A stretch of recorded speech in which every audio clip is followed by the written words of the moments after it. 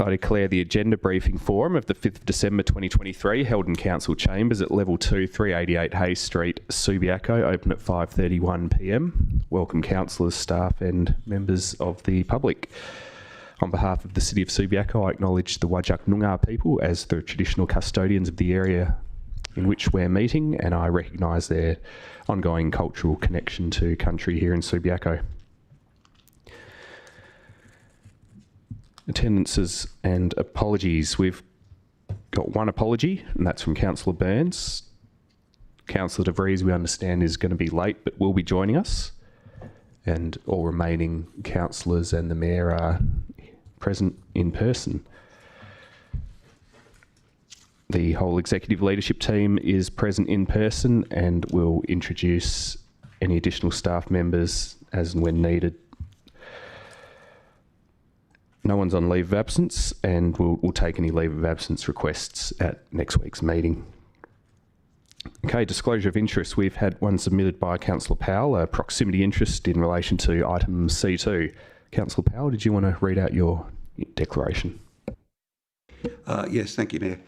I, Rick Powell, wish to declare an interest in the following item to be considered by the Council at its meeting to be held on the 5th of December 2023. Agenda item C2. The type of interest I wish to declare is proximity, pursuant to section 560B of the Local Government Act 1995. The nature of my interest is that I live directly opposite 326 Onslow Road, which is the location for this change of use application. Thank you. Thank you. No other May I ask one question? Sure. Can this disclosure also be recorded for next week? Yes, it can. Thank you. Okay, no other disclosures? Good. There's no approved deputations this evening. I will save any announcements. We'll get straight into the officer reports. First up, C1, the SAT Section 31 reconsideration for 53 and 54 Bedford Avenue, Subiaco. Any questions, councillors? Councillor Kosovich.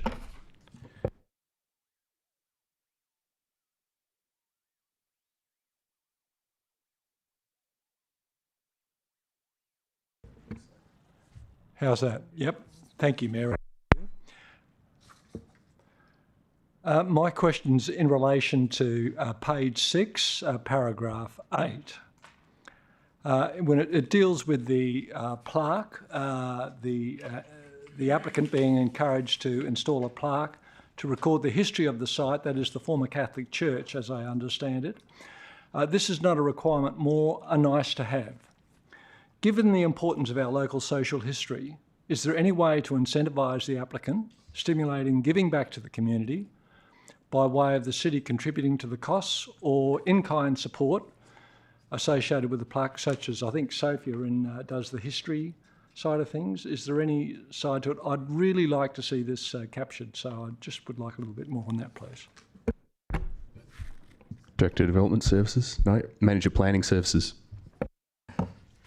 Thank you, and through you, Mayor McMullen. So that particular advice note, it wasn't able to be imposed as a condition because the the demolition was exempt from requiring approval, so you can't condition something that's exempt.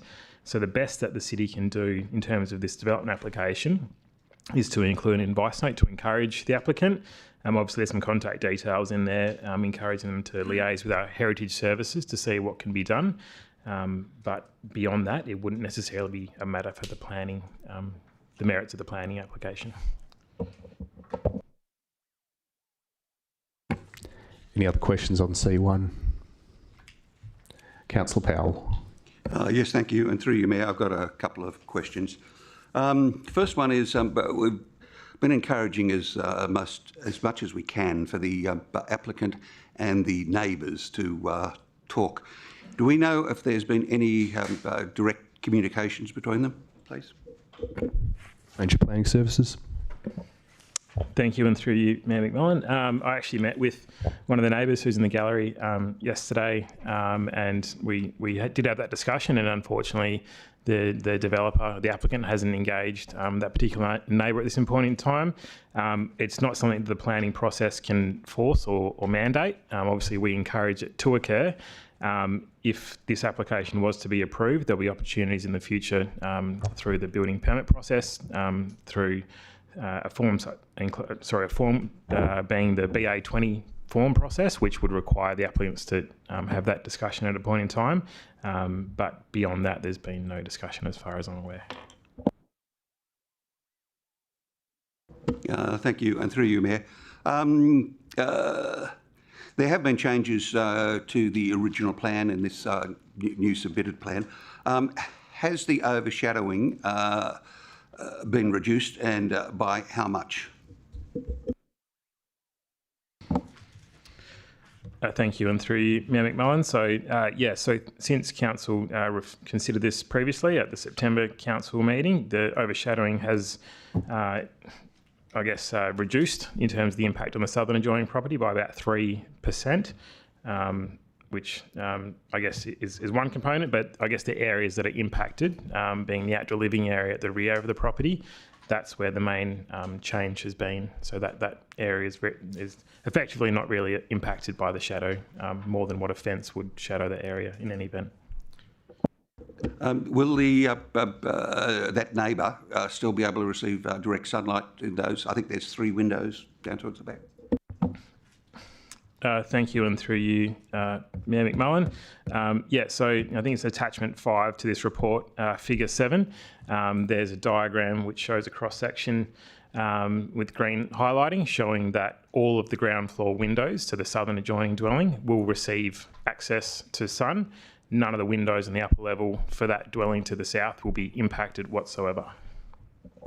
And one final one. Can you address the reduction in the length of the parapet wall and what effect that will have, especially on the front view of the neighbour?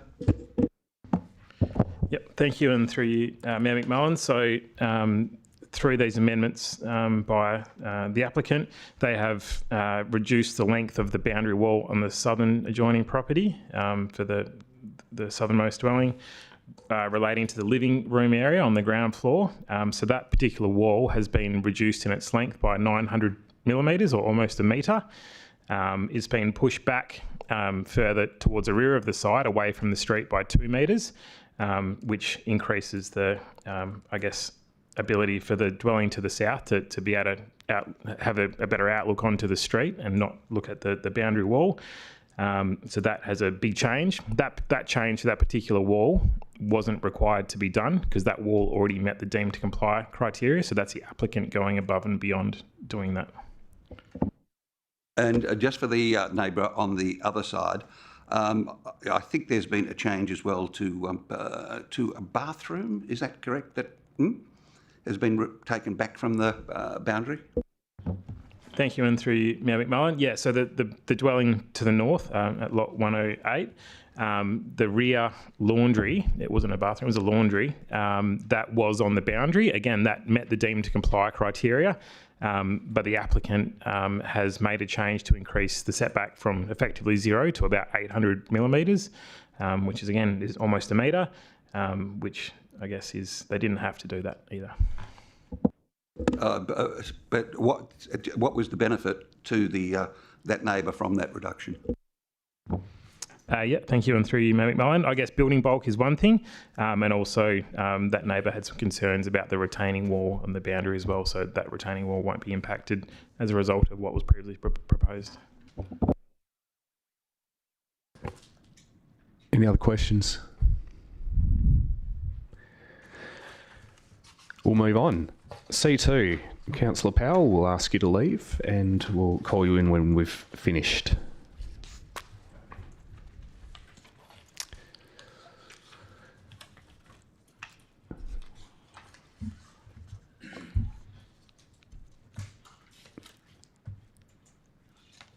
Councillors, are there any questions on C2? That's 326 Onslow Road, the change of use from single house to a childcare business. Councillor Kosovich. Thank you, Mayor, and through you. As I understand it, there were 11 valid objections on, 11 objections on valid planning grounds. And I think the general gist of those were the lot is too small. I understand it was normally a development of this kind is around 1,000 square metres. There was insufficient parking and there was concern about the noise generated by children and traffic. What is the actual size, please, of 326 Onslow Road? Manager, Planning Services. Sorry, Mike. Thank you, and through you, Mayor McMullen. It is 673 square metres. Thank you. So that's just a fraction over 50% of the recommended size. How was the number of 30 children determined to give given the small size of the site? Thank you, and through you, Mayor McMullen. So I guess the applicant nominated that that's what the size of the facility was going to be, so that's what the city has assessed it to be. There is some guiding documents which is discussed in the report, I guess from the state government through some planning bulletins and then a draft revision, a draft position statement relating to childcare premises, which does not reference the 1,000 square metres, which I think you raised in your previous question. So instead emphasises that the chosen site should be sufficient in size to accommodate the proposed development. Thank you. And if I may follow up, please, Mayor. I note that there are 5 on-site parking bays. Is this sufficient? Will this give concern to neighbours about parking issues? Thank you, and through you, Mayor McMullen. So the applicant did provide a traffic impact statement, which was reviewed by the city's traffic engineers. The applicant also provided a parking management plan, which included a number of recommendations on how those 2 short-term bays in the front area are to be used. So there's some conditions that have been imposed or recommended to be imposed around that, including which require some signage and how those spaces are used. But from a traffic perspective, it's been supported by our engineers. Yes, thank you. I've read the TIS, and I also note that there's a 4-minute parking time limit during peak periods. Is that manageable, please?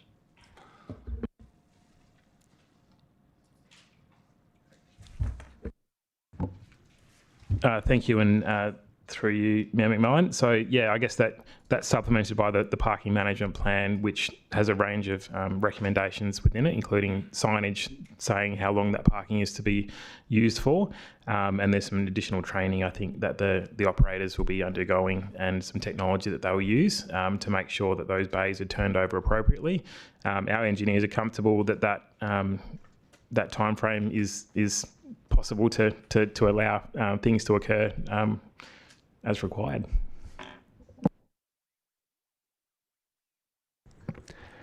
Councillor Johnston. Yes, thanks. I've got a question through you, Mayor. I'm wondering what the use is of all the neighbouring properties currently. Manager, Planning Services. Thank you, and through you, Mayor McMullen. So on page 20 under site context and development history, officers have provided some information regarding the surrounding land uses. So whilst the land is zoned residential, immediately west there's a kindergarten premises, so that's not a residential land use. To the east there's a non-conforming use, which is a commercial building. So, and then to the north there's some residential, and then immediately across the road to the south there's residential. So there are a number of properties, I guess, in the immediate locality that aren't residential. I thought the kindergarten had closed. Is that not correct? Director of Development Services. Thank you, and through you, Mayor. We understand that the kindergarten is not operational at the time. Doesn't mean that it doesn't have the approval and that it can't be operational if there are needs of the primary school. I think they've just relocated it currently. to Rosalie Primary School. Thanks. And do you know, what's the commercial building? What's the nature of that building? Thank you, and through you, Mayor McMullen. So the property is to the east, offices, shops and consulting rooms. Thank you. Any other questions on C2? Councillor O'Connor. Thank you, and through you, Mayor McMullen. In relation to the fencing and noise, the proposal is to have colour-bond fencing. In the other application we looked at, there is some noise attenuating fencing. I'm interested in why one would be appropriate in one situation and not in the other. Thank you. Thank you, and through you, Mayor McMullen. So as part of this childcare centre application, I think it was an acoustic assessment was provided, which looks to minimise the noise impacts of that use on adjoining sensitive properties. As part of that, it identified a range of, areas of concern where that would require additional mitigation to ensure that it wouldn't have an impact on those properties. And it specified a certain type of fencing at a certain height. I think it's up to 2.4 metres on the northern boundary, and small portions on the western boundary at the rear and also the eastern boundary. And it did stipulate it was just mainly the height, the materials it wasn't too worried about, apart from it being colour bond. So that's an acoustic engineer kind of saying that, and our health services looked at that and they had no concerns with that. Councillor Jones. Thank you, and through you, Mayor. Do we know if the proponent has had any consultations with affected neighbours? Thank you, and through you, Mayor McMullen. Off the top of my head, I don't know. It's not required that they do it. They might have done it and not told us. I haven't seen anything that says that they have. Any other questions on C2? Councillor White. Thank you. Last time we had a proposal like this, I recall we were a lot of discussion about a management plan, and I understand that may not be required here.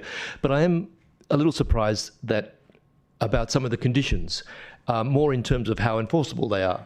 I'm particularly intrigued by condition 10, which says that vehicles can only enter and exit using a forward gear. If someone reverses out, what does that mean? Why have that? I mean, as a condition, I understand the benefit of it. People, and I did refer to the drawing, which clearly shows that it's sort of a D-type driveway. But I'm just surprised that it's a condition, because I'm not too sure it's enforceable in any way. And if it's not enforceable, why will we have it as a condition?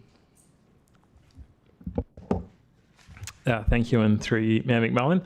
So that's a pretty standard condition we put on where access is required for either engineering reasons or required by a certain provision of the planning framework for vehicles to enter the street in a forward moving gear, and that's for safety purposes. So there is another condition in there that talks about line marking, so that'll be kind of accommodated within there, so they'd probably show arrows being in there. As to its enforceability, you can't always control what people do, so there might be times where people may not realise and that they might do something. Whether that we get a complaint regarding that, we'd have to investigate it. But yeah, can I add to that?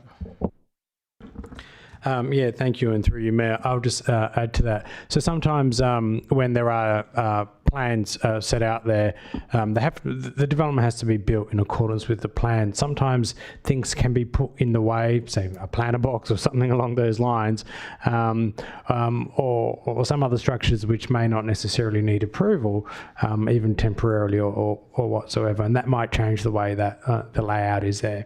The other thing that this condition can do is encourage the proponents, should this be approved, to require that parents and guardians dropping off children exit and enter into a forward gear. So it can be enforced, and what we would require is to, if we do have non-compliance, ensure that the proponent is managing the expectations of people using that and not putting anything in the way that restricts that forward gear operation. Yeah, I think that's my point, that it would seem to me to be phrased better if it was about, there should be nothing to preventing that, would be something which you could go and check. In this case, and again, it comes back to what I remember the discussion of some months back for another case, that if people are found reversing out, does that mean the decision we might make next week is then reversed? Sorry, excuse the pun. But, does that mean that they've fallen foul of this condition and therefore the change of use is no longer allowed?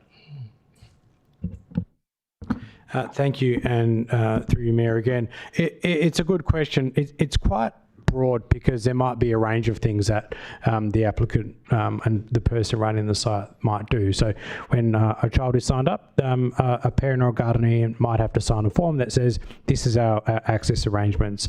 So that's one way of encouraging behaviour.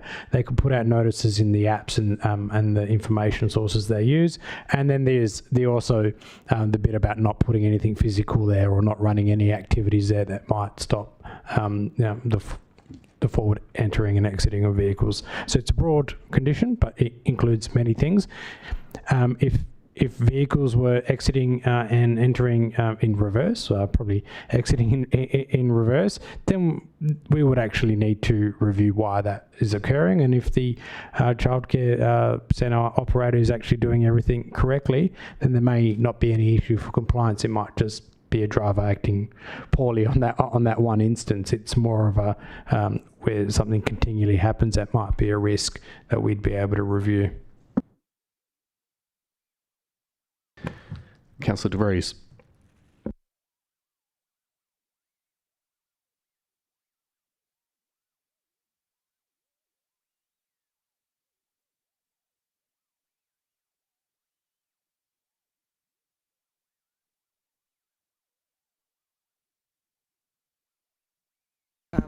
Through you, Mayor.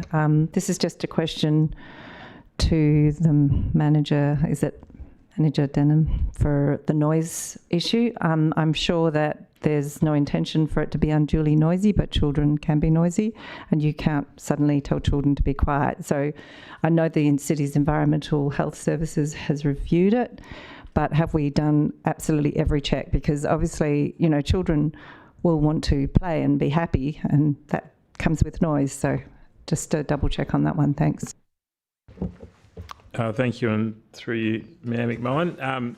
So I guess noise is governed through separate legislation, through the Environmental Noise Protection regulations. So that's something that the city monitors separately. So if there are to be complaints, and that's how it would be reviewed.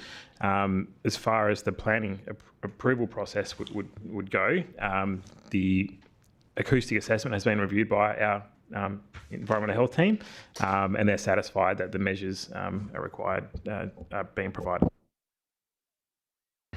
I don't want to be pedantic, but through you, Mayor, how has it been tested? Like, with what type of instruments? Because the noise of happy children might not be measurable, that's all. Thank you, and through you, Mayor, actually in the acoustic assessment they've considered that. So they've considered the number of children and how much noise they're likely to generate, and they've actually compared that to what other noise impacts there might be through cars and all that sorts of things. And we understand the concerns that childcare centres do sometimes bring noise, and that's one of the considerations to be had. Any other questions? Councillor Johnston. Just regarding the hours of operation, I believe it's 7:30 to 4:30, and I'm presuming then that this would be, if it was that they were breaching that in some manner, that there's some recourse, or what would happen if it was sort of found out that parents are dropping their kids off, say, 7:15, and there's noise with dropping kids off, and staff will arrive before the start time. Thank you, and through you, Mayor McMullen. So condition number 4 as recommended. So it states that the operating hours of the childcare premises are restricted to Monday to Friday between 7:30am and 4:30pm. So if it was outside of those hours, then they would be in breach of that condition if it was to be approved. And I'm wondering what the outcome of that breach would be. Like, what's the impact of that? Thank you, and through you, Mayor McMullen. So yeah, well, obviously, if we receive a complaint regarding that, then the city officers would have to investigate that and then establish what recourse is available to us at that point in time to see what's appropriate. It might be amending the condition, it might be prosecuting, it could be infringing, it could be a range of things. So yeah, there's scope to do that, but nothing's been approved as yet.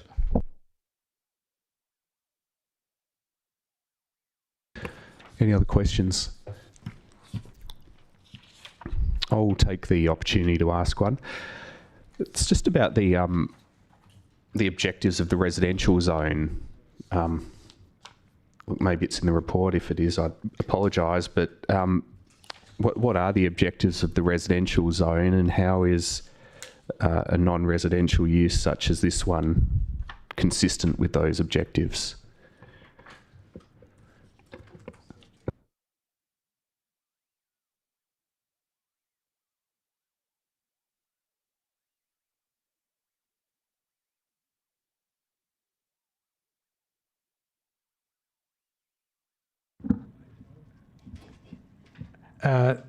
Thank you, and through you, Mayor. So on the attachments, there is an assessment with the residential zone objectives.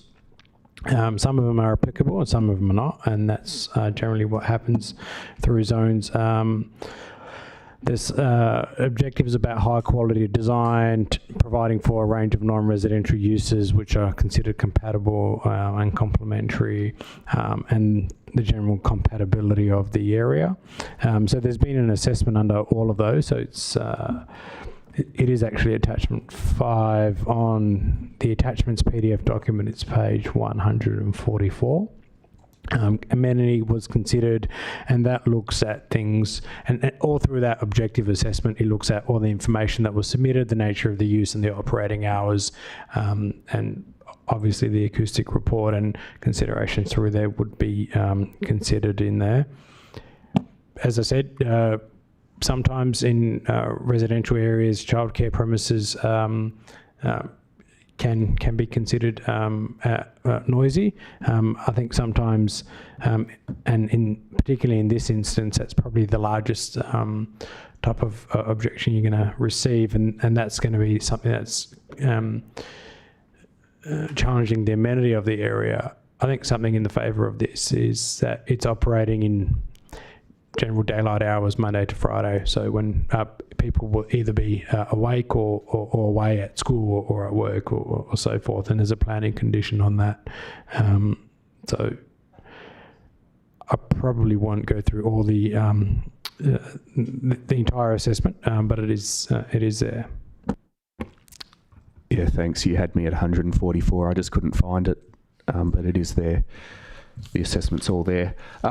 The other question I had was in relation to the nature of the respondents for and against. Were they predominantly local residents, or were there some outside responders as well?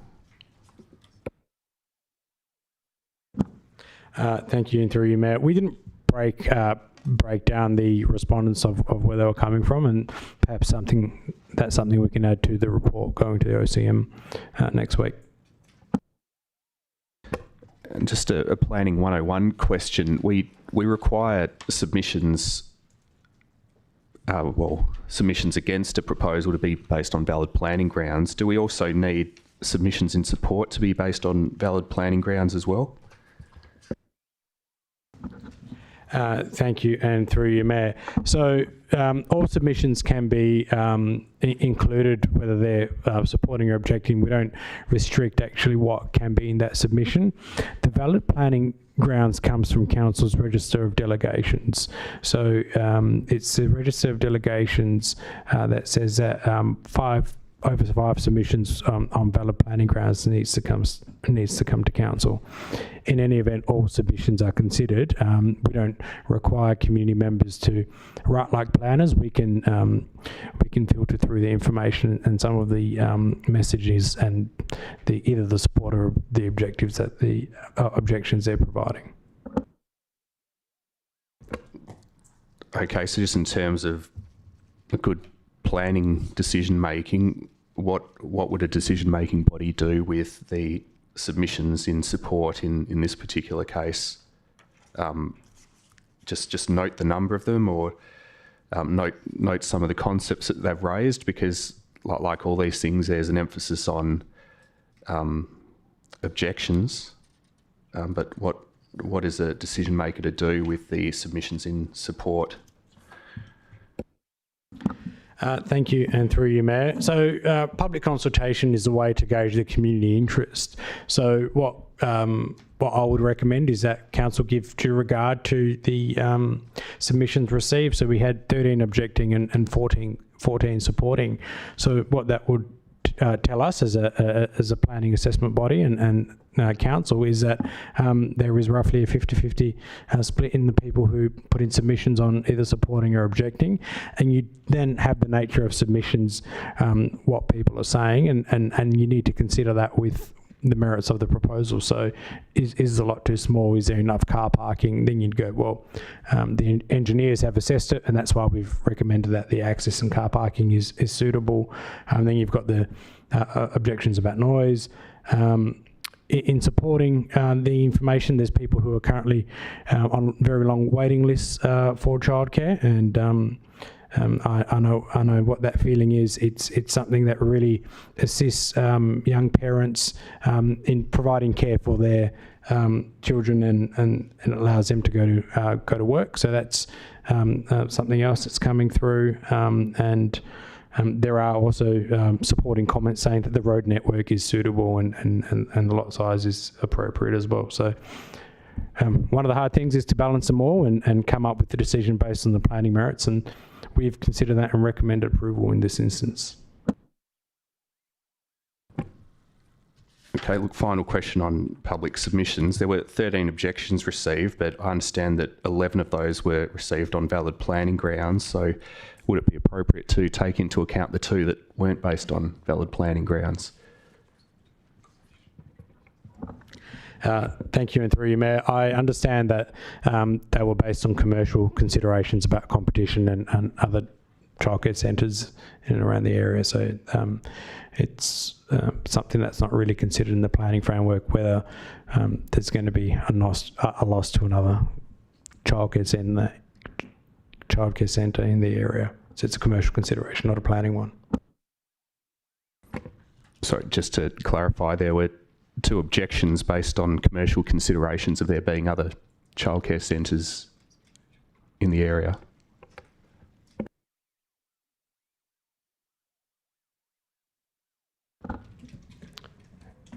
Yeah, so we've got a schedule of submissions, and through you, Mayor. So in that, some of the submissions were, well, one of those submissions were about,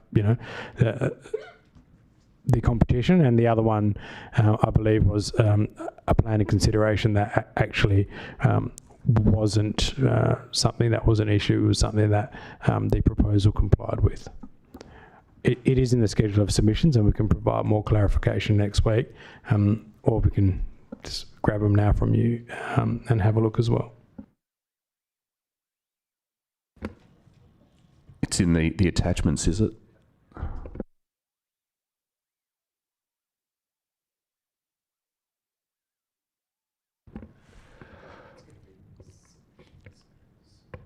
Okay, if you can find it in the next short while, we've probably got the time.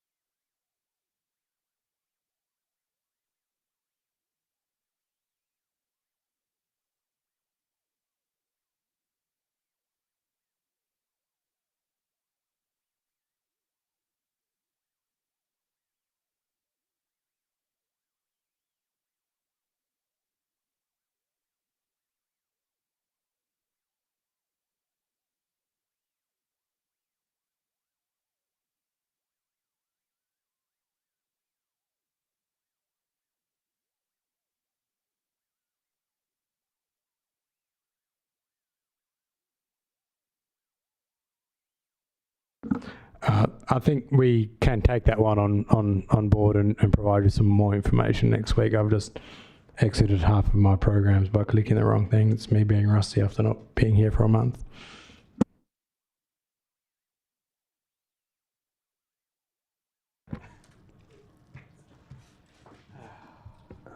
Does anyone else have any questions? Councillor O'Connor.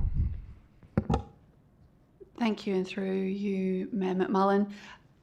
Do we have any idea about what the plans are for the kindergarten on the adjacent land at all, since it's closed? I understand the city's the lessor of that site and there's another 5 years left to run on the lease.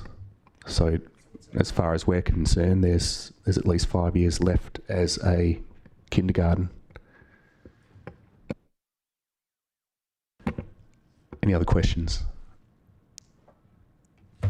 Look, I know I said I'd ask my last question, but I'm wondering if you can answer this one now. It's still about the objections. It's number 2.12. It's at page 133 of the PDF. Someone's submitted that, well, in summary, I object to the proposal. The applicant's comment is to note that. The officer comment is to note that. Would that be one of the two that were discounted as not being on planning grounds?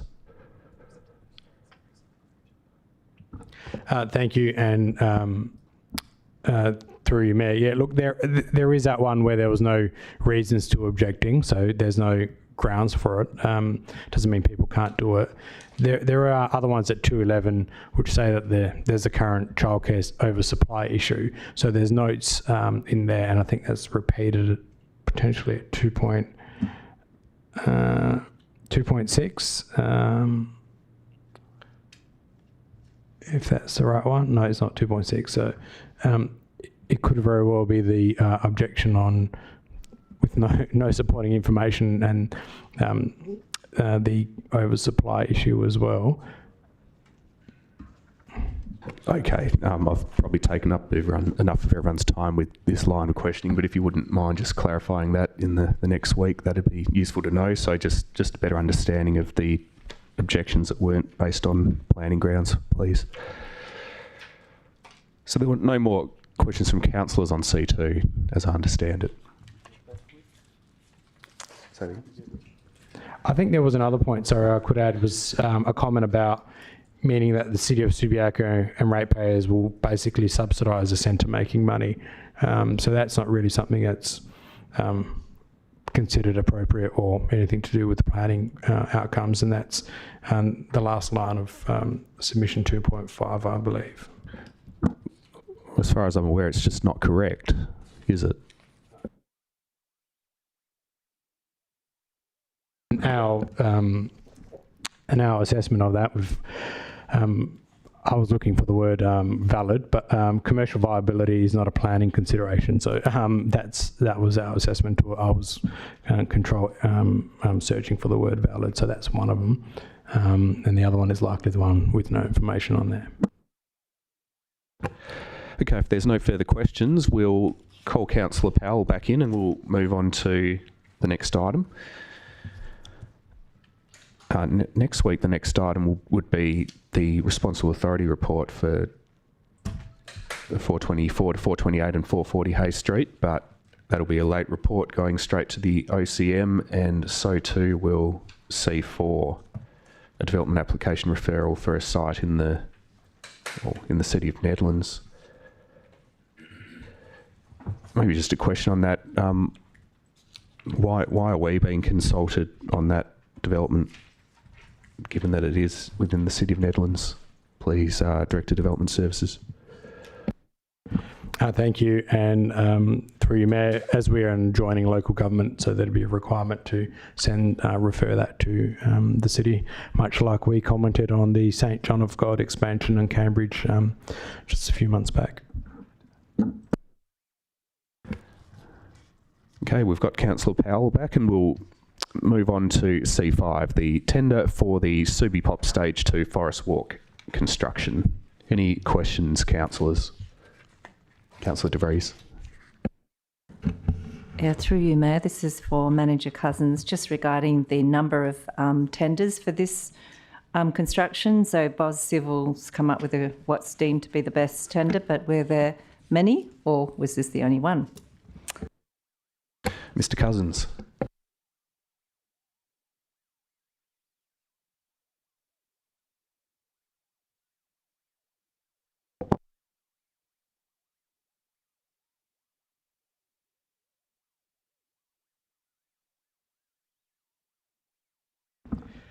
I think Adam's just having trouble with his microphone, but I can step in and answer that. There was only one submission. It was Bos. Any other questions on C5? Councillor Kosovich.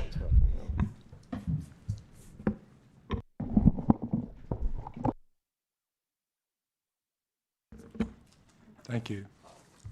Thank you, Mayor McMullen, and through you. The Subiaco construction of Forest Walk was awarded to Bos Civil for $1,105,304.77.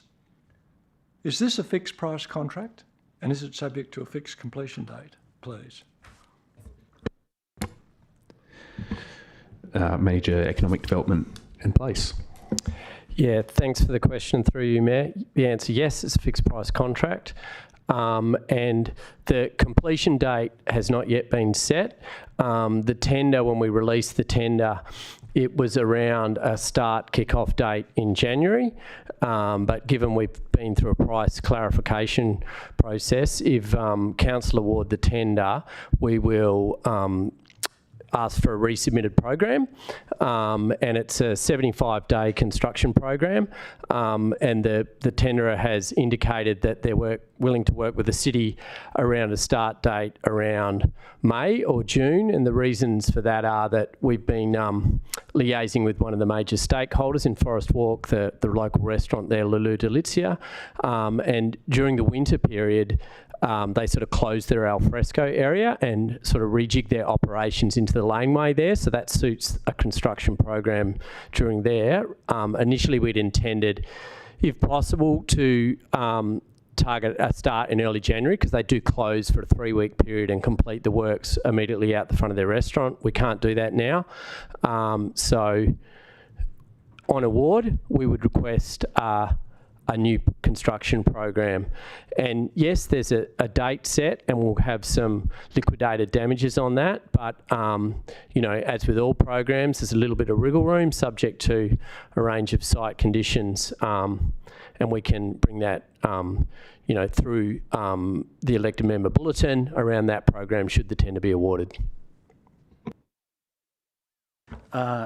Given we're working in Subi, I always like to mention latent conditions. So although Adam and his team been across the site pretty well, so it's fixed price, but under any construction, if things occur that you can't see, so asbestos or something like that, then they'd be compelled, you do an examination, and then you'd be compelled to pay those costs. So that would be the only thing outside the tender, and that's normal standard practice. But Subi is a difficult place to operate, and you never know what's going to be in the ground.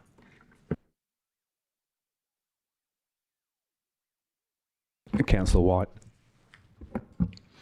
Yeah, I suppose questions to staff is that I guess regarding the options, you know, to accept it, to change the scope, or to to reject the tender and re-tender within the same scope, or to do that with a revised scope. I mean, my struggle, I suppose, is that, you know, it was 2 years ago we had a workshop on this in very conceptual terms. I, you know, went to remind myself by looking at the EMIB of June 30th. And I guess the point I'm feeling is that, you know, we have one option. I'm finding it difficult to, you know, it's all or nothing, I guess, is the point. We're not being presented with an option which is, this is what you get for 1.1 million, this is what you get for 600,000, for example. And I don't feel like we've been terribly engaged in that kind of option selection before this went to tender, before we're now being asked to vote on it. And so when it comes to options, I'm not sure. Yeah, I feel like we're a bit bound with our options, I suppose, and I'm feeling that we could have been more involved in when we received the image and the drawings, which look great, but there's no sort of sense of this is going to cost us more than $1 million. So that's, I guess, my concern. I guess it's a staff issue, but it might also be something that others want to talk about. CEO. Yeah, I might start and then hand over to the manager. Look, one of the challenging things is the local government requirements and the state government requirements, well, they operate as well in terms of tender as being quite specific, and the Local Government Act's really clear is that once you go to tender, you can't change the scope. That's what it is. What the team have done, and Adam might talk a little bit more about this, is try and consider substitution of materials and a whole range of other aspects. But what is clear is that each iteration, as we've narrowed down the works that we've done, there has been constant feedback and pricing provided at that point in time as to what the likely costs would be in terms of QS. So there's no question that it's more than what the pre-estimate was, pre-tender estimate. So we do that work and we provide that feedback. We're just in sort of unusual circumstances. The question would be, in terms of those options, do you find yourself in a better place by taking those options and thinking about it in a different way? And I suppose we've sort of worked through that at the staffing level, and that's why our recommendation is, we think, although the price is significantly greater than what it is, than what we had anticipated, we still think it provides value, given this will be 30, 40 years in place, and you would get quite a different outcome by changing materials and changing the design. So in that regard, we've still got the funds to do the work. Ideally, yes, we would have preferred a lower price, but we've workshopped this just internally as well in terms of should we still proceed, and we believe we should, given the length of how long this project works and the positive contribution that it does to the public realm. Adam, I'm not sure if you wanted to add anything further. Yeah, thank you, Colin, and through the Mayor. Not really. I think it's difficult to go to tender with a range of designs that are priced as options. It may not be impossible. We hadn't, we brought the detailed design through council for comment. That's what we've taken to market. The prices come in a little bit more expensive than we anticipated. It is pretty expensive out there at the moment. There's some premium elements within it. The key elements are the natural stone and the cobble and the poured concrete. We've made best endeavours to kind of look at, as Colin, the CEO, mentioned, some material substitutions, but they kind of turned into unders and overs, and we really couldn't get the price on that design significantly down. So it would really be a redesign to get further options, or pause and go back to market at some future point. But we're not really sure that there'll be a different price come back. And so at this point, we brought it forward to council as the officer's recommendation to proceed. Councillor De Vries.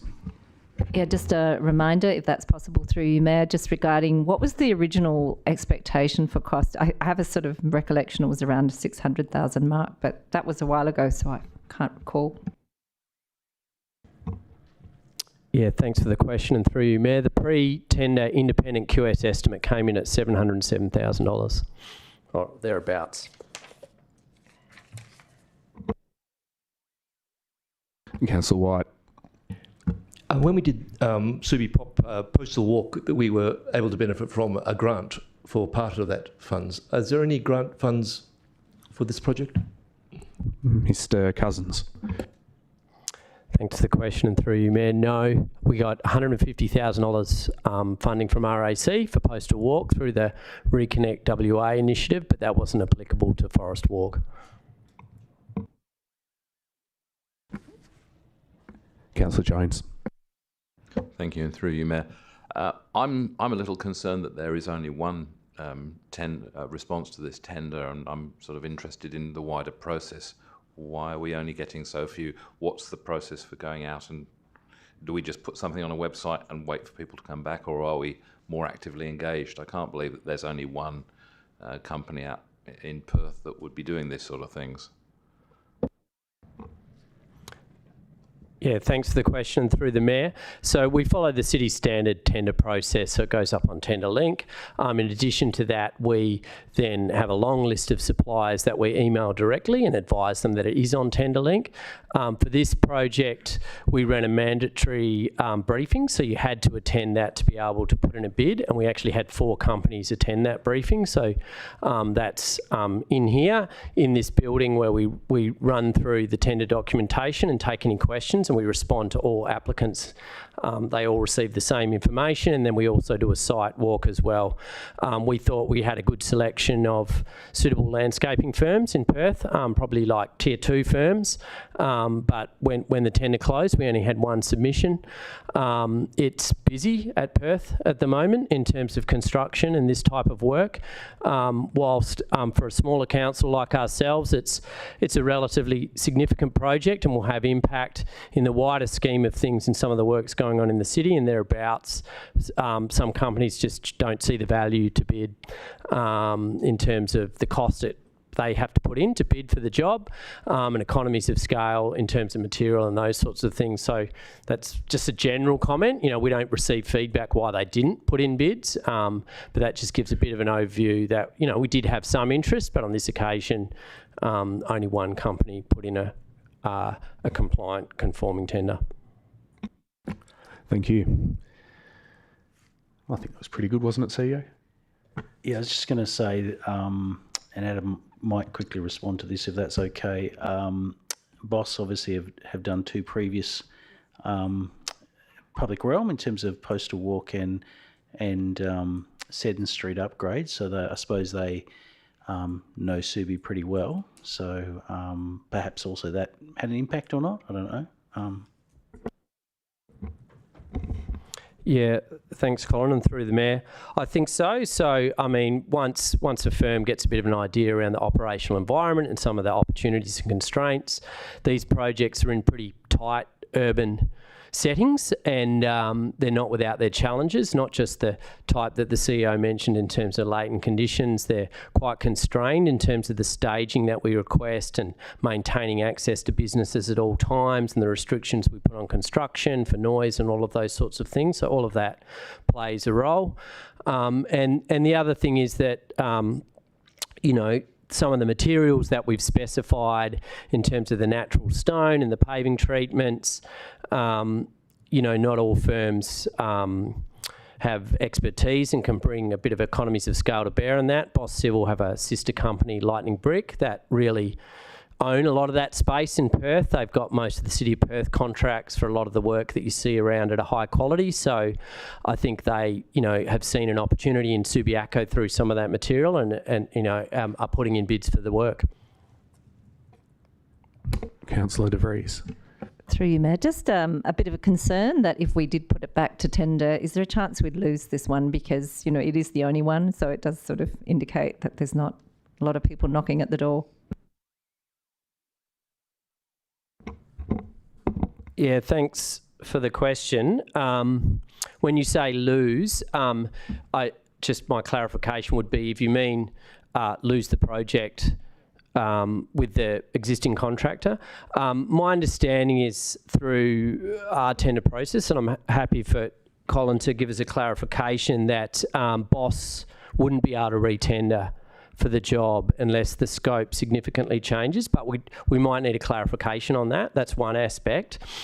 But in terms of losing it indefinitely, redesign work could happen. You could go back to market circumstances do change in terms of availability, material, supply, labour, and those sorts of things. It's always a pretty dynamic market. But we feel we've got a price, we've got a good design. We've done the community engagement work, we've done the engagement work with council, and there's an opportunity to deliver this project in the middle of the year at a time that suits the stakeholders in the precinct. I see there's other questions, but I'll just ask one because it's related to. I think it's related to what we've been discussing. It's just about value for money. The value for money considerations section towards the bottom of page 30 of the agenda. maybe you could just walk us through how you determine that a respondent offers the best value for money to the city when they're not competing with anyone else. Mr. Cousins. Yeah, thanks for the question, Mayor. So when people respond to a tender, they respond to a pricing schedule. So we go through that line by line. On some occasions, we might even go do some pricing clarifications direct through suppliers that we're aware of. So we set the specification, whether it's the structures or the materials or the electrical lighting. So we work with the design consultant that put it together with us and their sub-consultant team who review the full pricing schedule and give us advice on that pricing schedule as well versus the specification that they've provided through the tender. So there's an example in there in the current one with some of the electrical poles that we didn't feel were value for money, and we've changed them out through a different supplier. And so we basically screen every line item for material, for quantity, and kind of ask questions of the tenderer, get clarifications, and if we're not satisfied, we often test the market ourselves, noting that because it's a consolidated contract, the builder puts their own premium on things. They're in business as well, and we don't always have a line of sight to where that applies and where they're trying to actually, make a commercial case for themselves to deliver the job. And probably if I could just add, when they put the tender together themselves and submission, they're trying to provide the best price, thinking that there will be other tenderers, so they don't know they're going to be the only ones.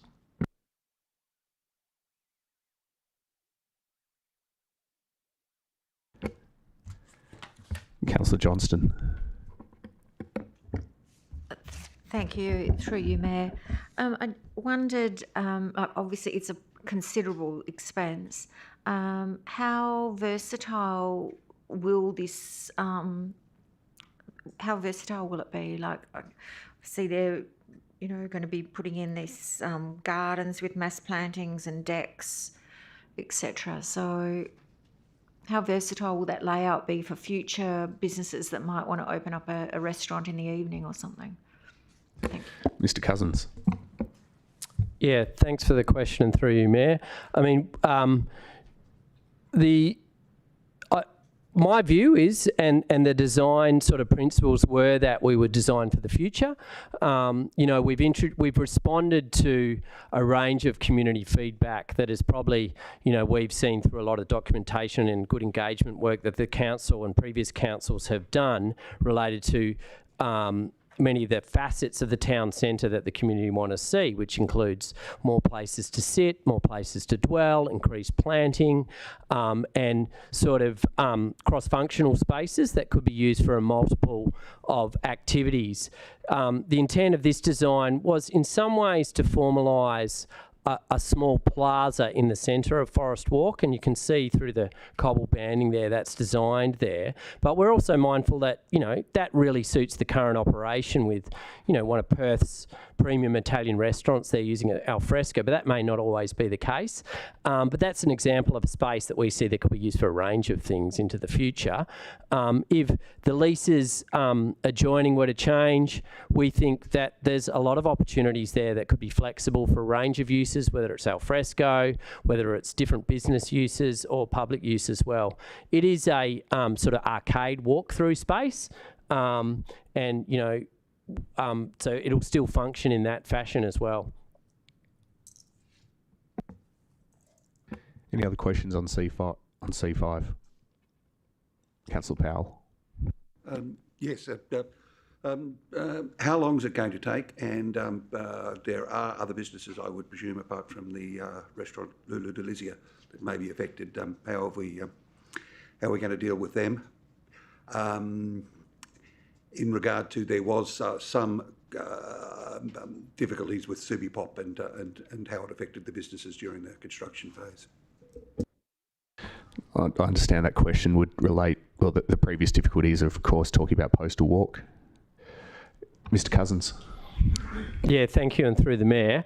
In terms of how long the program, so the program submitted with the tender was a 75-day construction program that was based on 3 stages that were delivered sequentially, in which access to businesses would always be maintained through walkways and the like.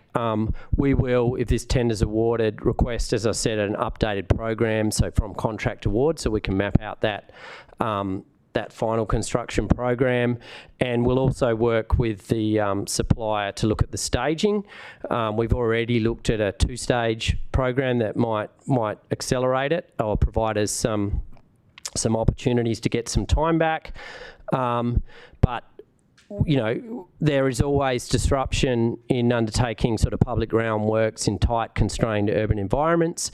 Our commitment is to work with the businesses that are there to the best of our ability. We won't restrict access to any business at any point in time, but there will be constraints in terms of lines of sight, there'll be fencing in place, there'll be walkways that need to go in place so we can undertake the works. We need to demolish the whole site, so that goes with construction. And we recognise that that's disruptive, and that's one of the reasons why we're saying, look, let's go to a winter start. So we feel that Subiaco is seeing a lot of green shoots at the moment in terms of visitation and business confidence, whilst January and February are sometimes seen as a bit of a shoulder period because a lot of people were on holiday. That autumn period is really popular, so we'll avoid that and we'll come in and do the works in the winter to reduce that disruption. Oh, sure. Okay, I was pretty happy with that, but CEO. Well, actually, I think it's a good opportunity to describe how well the team work in terms of Postal Walk. So if you look at that, there's business interruption there, but through the work of the team, they were able to work with the Bruja, etc. They were able to then change what was a car park into an area where people could sit, because we were able to work with the businesses and work out other places where they could park.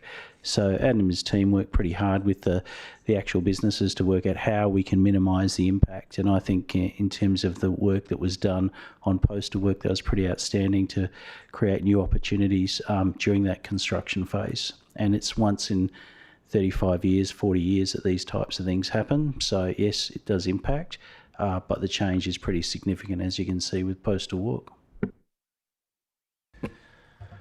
Any other questions? Councillor Johnston. Yeah, thanks. Through you, Mayor.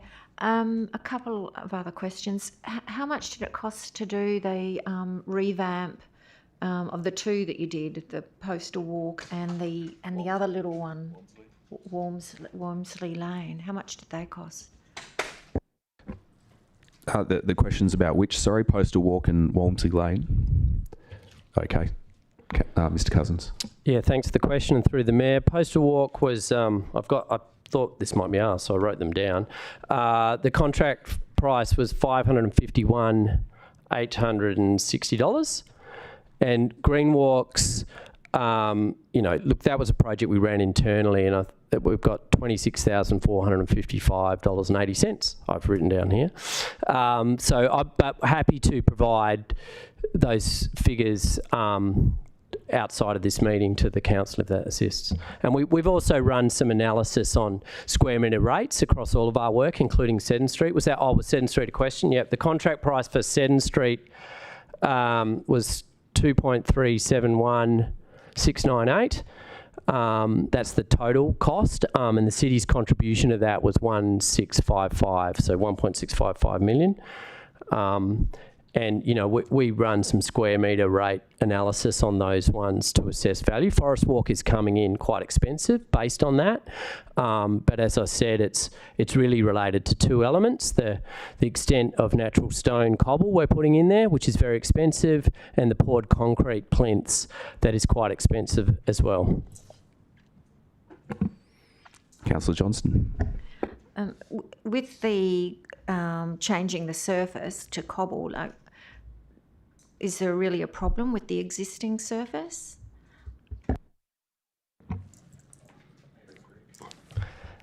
Yeah, thanks for the question, and through the Mayor. I guess the look, I'll give my answer, and it sounds like some of the team might also be able to have some views on that. And the reason I say that is, if the question is there a problem, could be quite subjective. So no, there's not a problem in terms of the existing service is largely red brick, which is really across Subiaco. Some of it, I would say, in Forest Walk and this site in particular, there are areas where it's in substandard condition. However, there are areas where it's not in substandard condition, and in terms of a surface, it's functional and it's operating. However, part of the design of this was to pick up on some materiality that is coming into Subiaco. We've used cobble in Seddon Street. We've used it in Postal Walk. I understand there's some natural stone cobble being considered for the Rockaby Road South development. It's a premium quality product. It seems to talk to some of the place characteristics of Subiaco. And for Forest Walk, the design brief, one of the principles was to interrupt and break up some of that sea of red brick to provide some interest, to kind of speak to the kind of European feel of the site. And the cobble we've chosen is a dark cobble, so it works well in al fresco areas. There's a whole range of advantages to it. It can be repaired quite easily if there's any tree growth or root damage, because you can cut it up. It's not a poured concrete. That is very difficult to do. So we see a lot of advantages. But is there a problem with the red brick in terms of its functionality? It is working. We think the whole site's a bit tired and was in need of an upgrade, and this is the material and the design we've chosen on this occasion. Director of Development Services, you were pretty eager earlier. You happy with that answer? Councillor Johnston. Do you ever go out to tender with a fixed price, like maximum?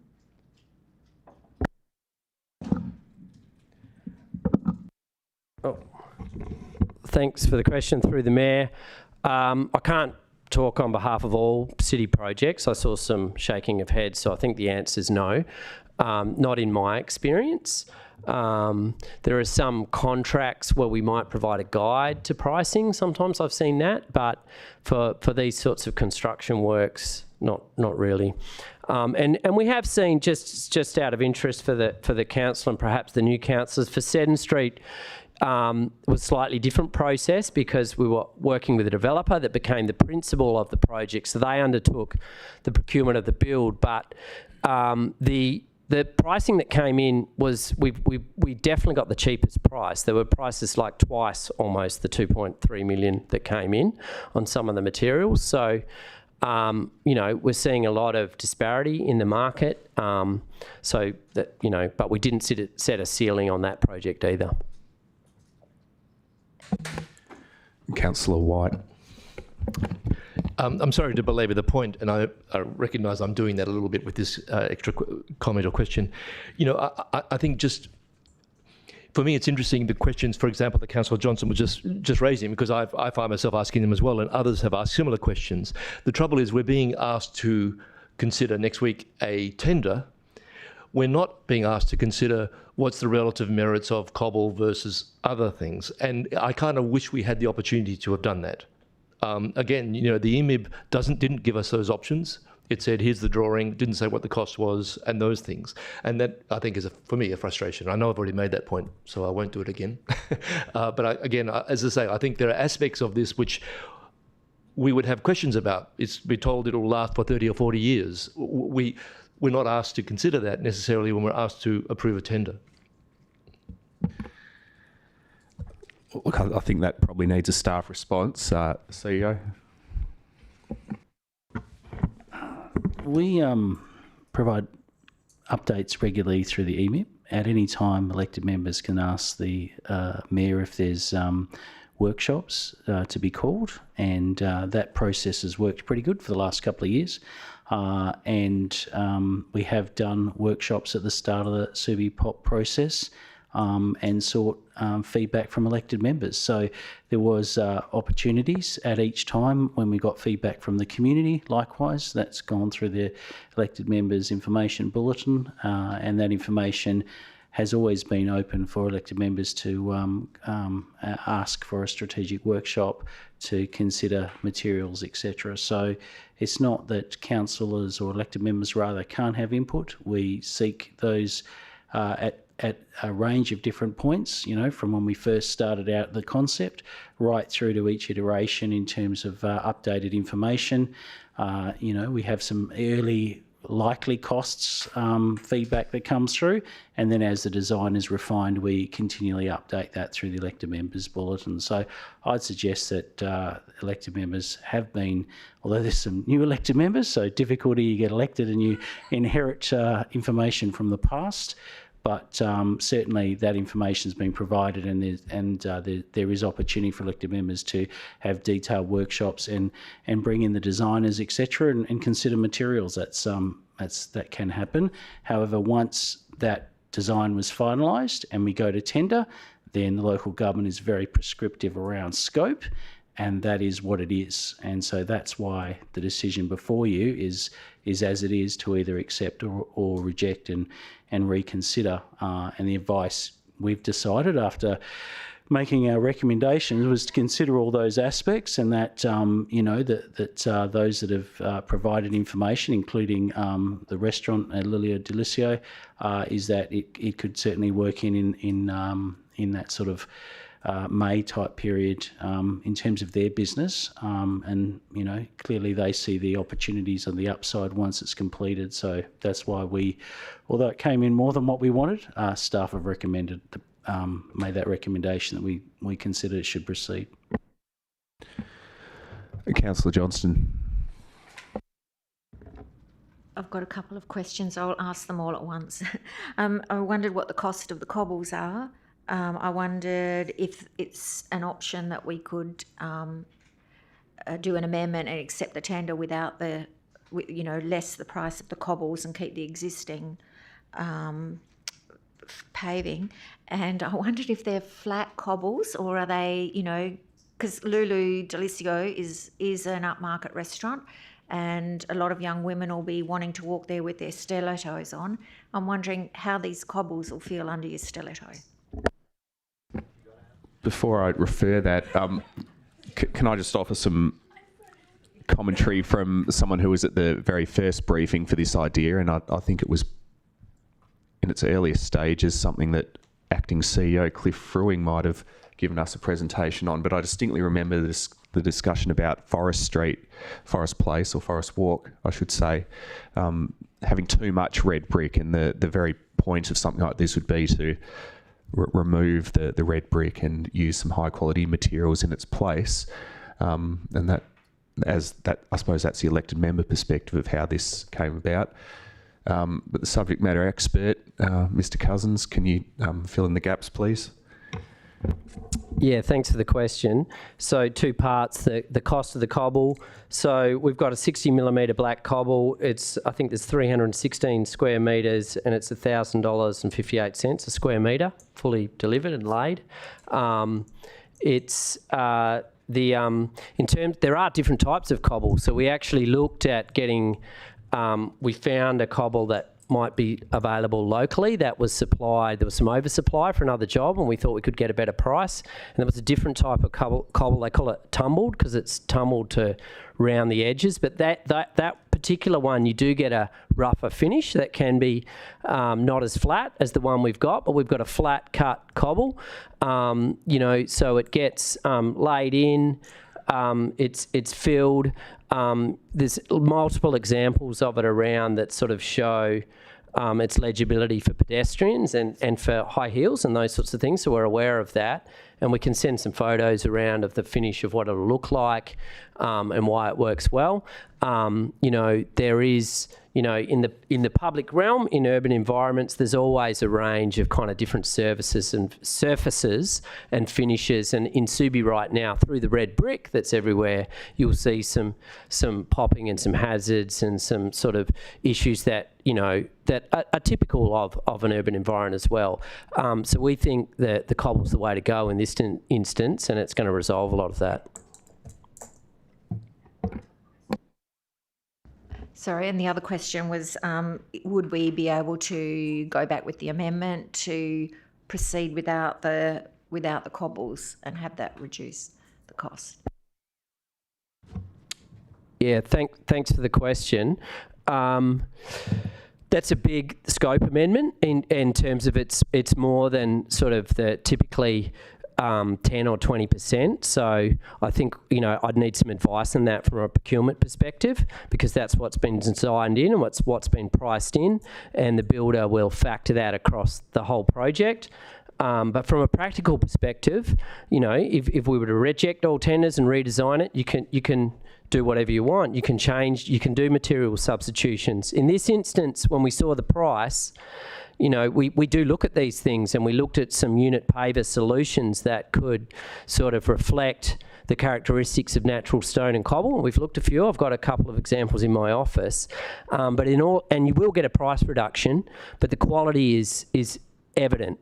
They work sometimes well on a trafficable road, and we've seen some examples in Coburn and that we can provide, but we think in a premium inner city precinct like this, it doesn't match the design intent. So we've left the design and the materiality and the schedule as is.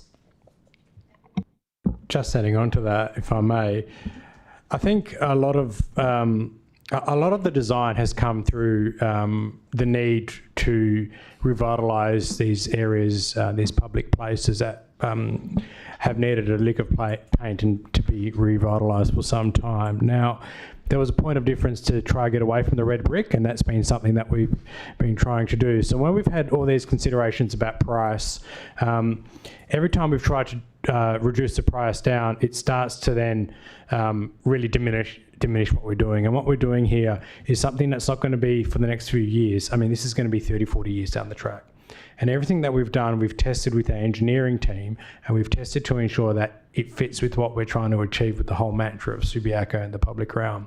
So that's why these are all great questions. And in April, when we sent the concept design around to elected members, and obviously we've got new elected members on there asking if there was any further feedback, the scope and the detailed design hasn't changed through there.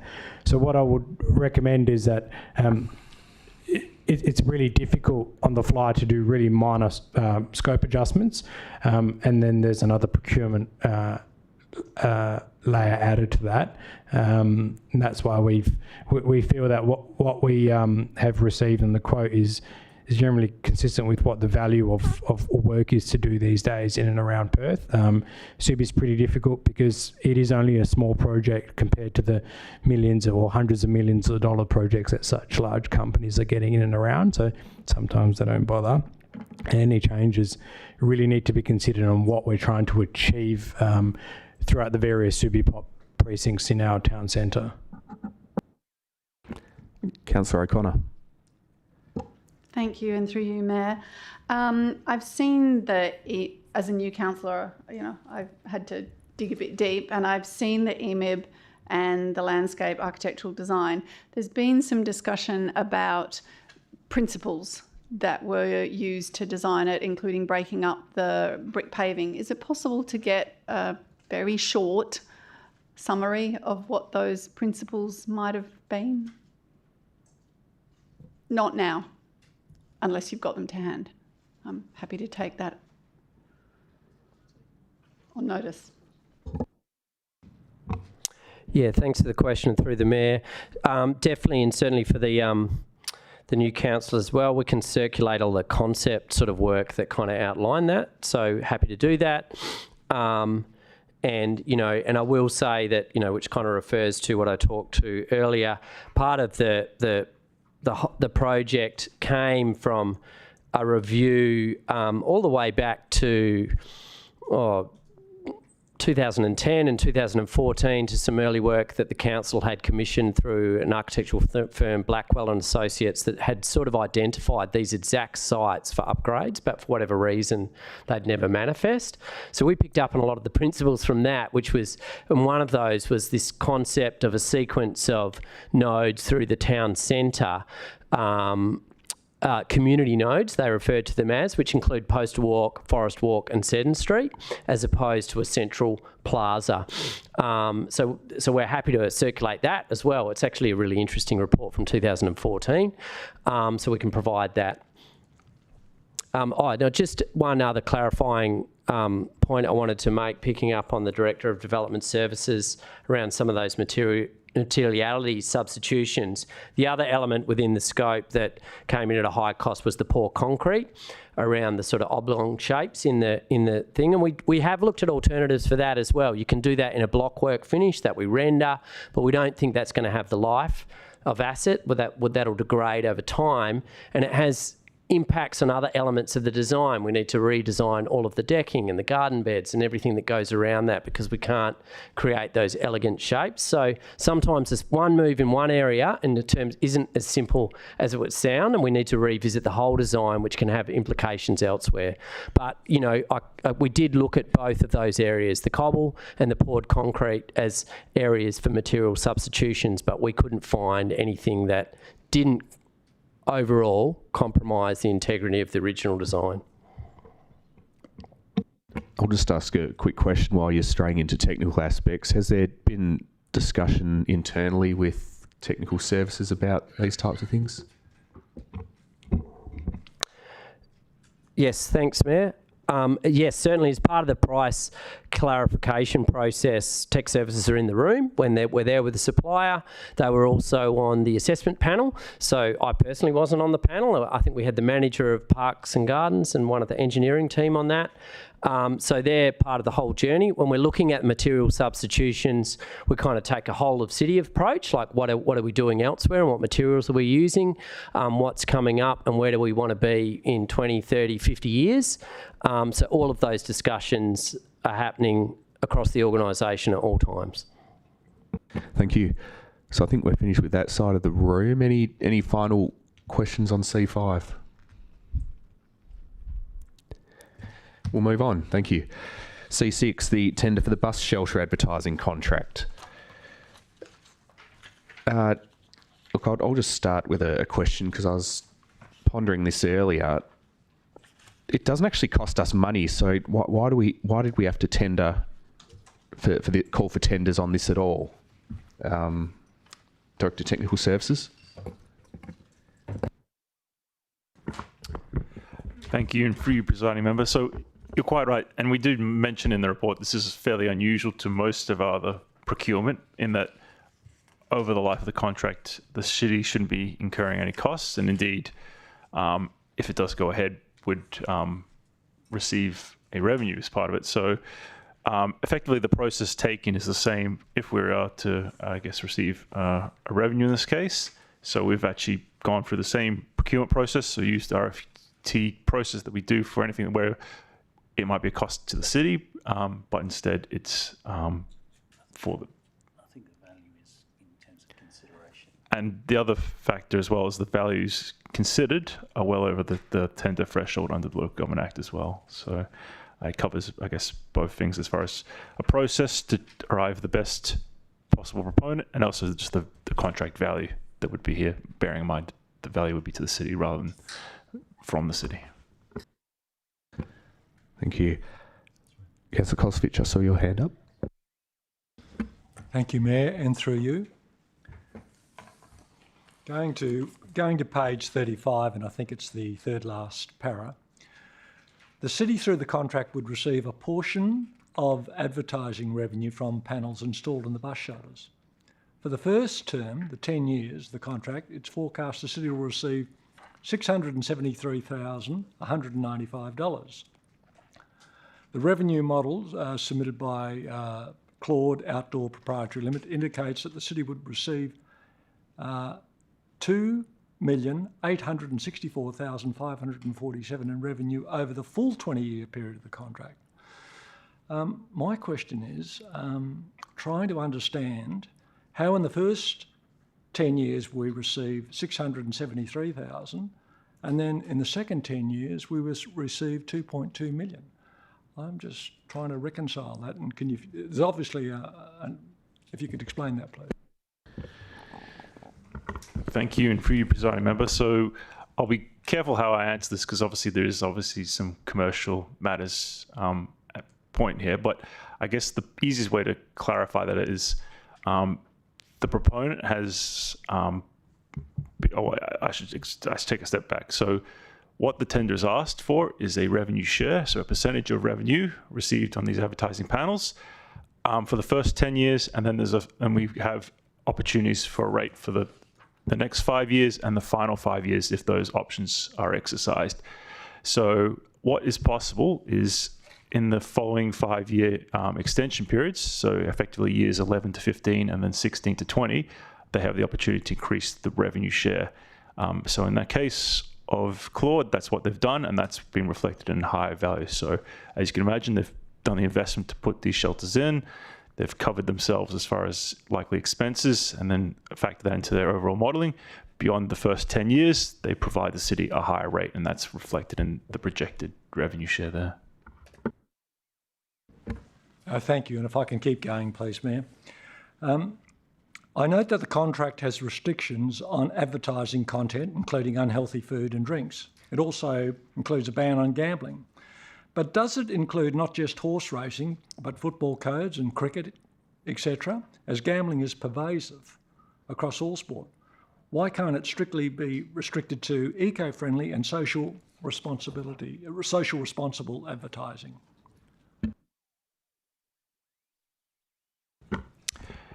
Thank you. So the tender, you're quite right, has some pretty strict requirements and builds upon what was in the previous contract, because obviously there's been some movement in this space. So as far as gambling, it doesn't specify what the gambling's on. So it talks about gambling in broad terms, whether it be sports, horse racing, or something else. So that's how it's specified in the tender. Sorry, what was the second part of the question? Sorry, Gary. Includes a ban on gambling, but does it include not just horse racing, but football codes and cricket, etc., as gambling is pervasive across all sport? Why can't it strictly be restricted to eco-friendly and socially responsible advertising? Sure. So the approach that's been taken is really to restrict things that are seen as by the community as probably detrimental or not worth the city being involved with. So it's a trade-off between what you restrict and obviously the potential revenue that could be received through this contract. So if you're too restrictive, obviously that has an impact on the revenue. So the approach that's been taken is building upon the previous contract and including additional things. So gambling is a new addition as far as what was in our previous contract as far as covered, as is that guidance around the Health Council's guidelines for healthy foods, so advertising healthy foods. So we've taken that approach of adding things which are clearly probably something that would avoid promoting as a city, but we haven't gone the other way of completely restricting and specifying very limited things, because that would have a very significant financial impact on this overall contract. Thank you for that. If I may keep going, Mayor. Why do we want this visual pollution on our bus shelters, and how is it ethically justified? Why can't our bus shelters remain advertising free? Director Technical Services. Yep, so thank you. So for you, Mayor, so obviously it is an option to council. While most councils do avail themselves of this and have advertising on furniture to effectively subsidise the provision of some furniture, it is an option not to proceed with a tender and indeed look after the shelters going forward. So that is an option available to council. So if you look at, I believe it's option 4, that is an option that that could be explored by council in this. So they're not obliged to award the contract to a provider and indeed take on board those existing advertising shelters onto their own fleet and look after them going forward. Just off the back of that, I think I heard what the answer is going to be, but you can't give us a rough back of the envelope calculation of the value to the city of proceeding with this tender in terms of the capital costs and the outsourcing of the maintenance responsibility, or can you?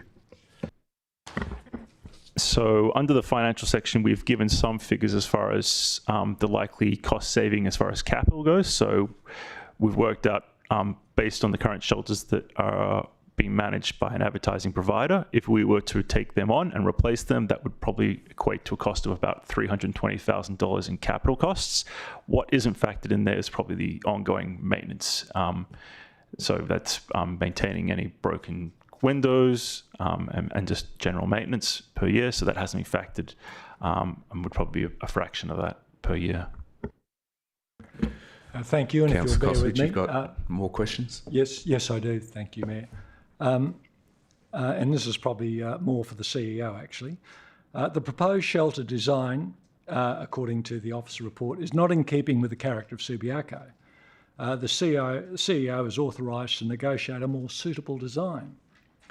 My question is, how would the CEO negotiate a more suitable design? Would it, for example, be referred to the design review panel for their consideration or some other expert panel, please? CEO. That's a good question. I wouldn't have thought it would go to the design review panel, but essentially, obviously, Subi's unique, so it would be an iterative process in terms of materials and ideas and design, and no doubt we could bring that process back through informing council as to where that arrives through the EMIB process. I was looking at Alex in terms of the design review panel. I wouldn't have thought we'd involve them, but... Well, just in practice, if I can just supplement the question, how's it going to work, CEO? You're good at many things, but presumably you'll use a staff member to help you with some of this instructing of the contractor. How's it going to work? Yeah, it's important to know that when it says the CEO, that doesn't necessarily mean me. In fact, generally it means somebody else who actually have the good skills and knowledge rather than myself. But anyway, Alex.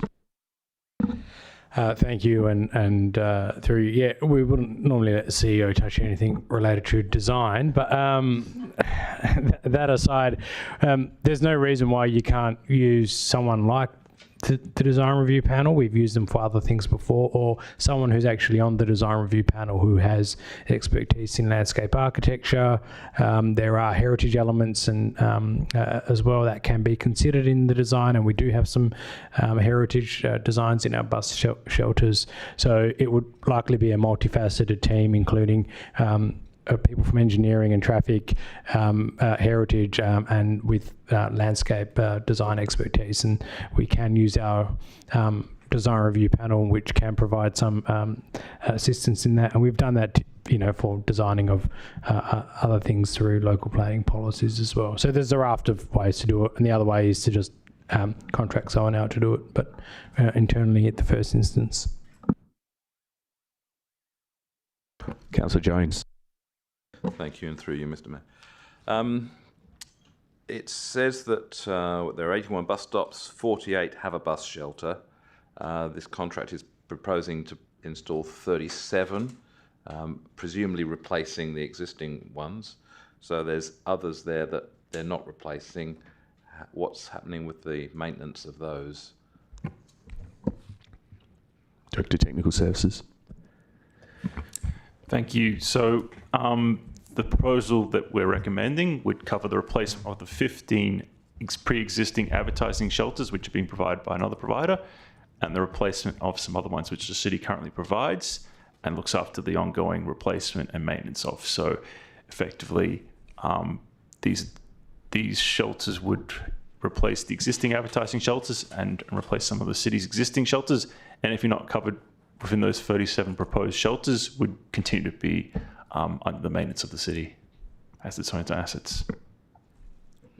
So if my personal opinion would be, if we're going to replace the vast majority of these shelters with something that we're planning to design to look like it's nice and Subi, I'd like to see those others, something similar done with those, rather than having some old tatty ones plus lots of new ones.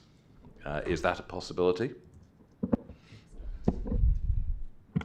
Thank you, and for you, Presiding Member. So yes, that's absolutely an option. So one of the guiding documents that we've given to all tenderers is our bus shelter improvement plan, which talks about, I guess, typology of the type of shelter that we expect based on location. So for any remaining shelters, we'd likely look to design and replace them so they're in accordance and similarity to that.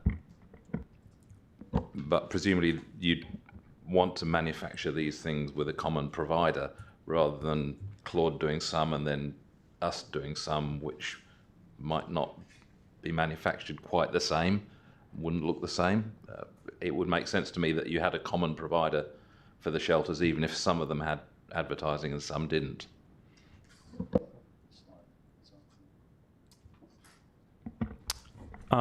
So it's for you, Presiding Member. So it's not uncommon practice that we might have a couple of providers for shelters.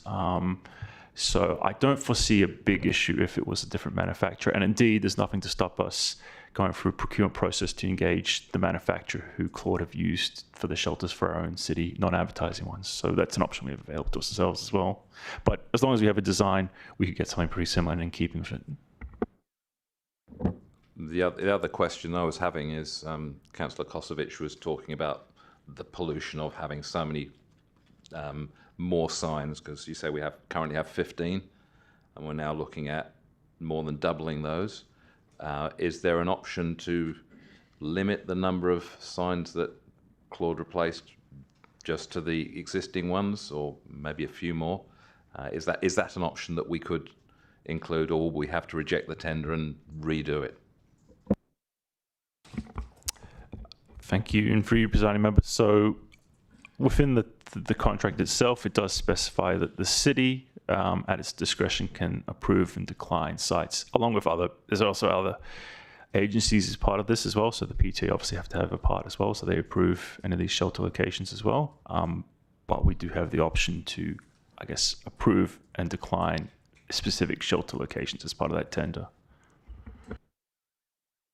So we can approve this tender, but restrict the number of advertising signs that would get put in. So that it would still be approving this tender, or this approving the tender with, how would we put that as a motion, I guess?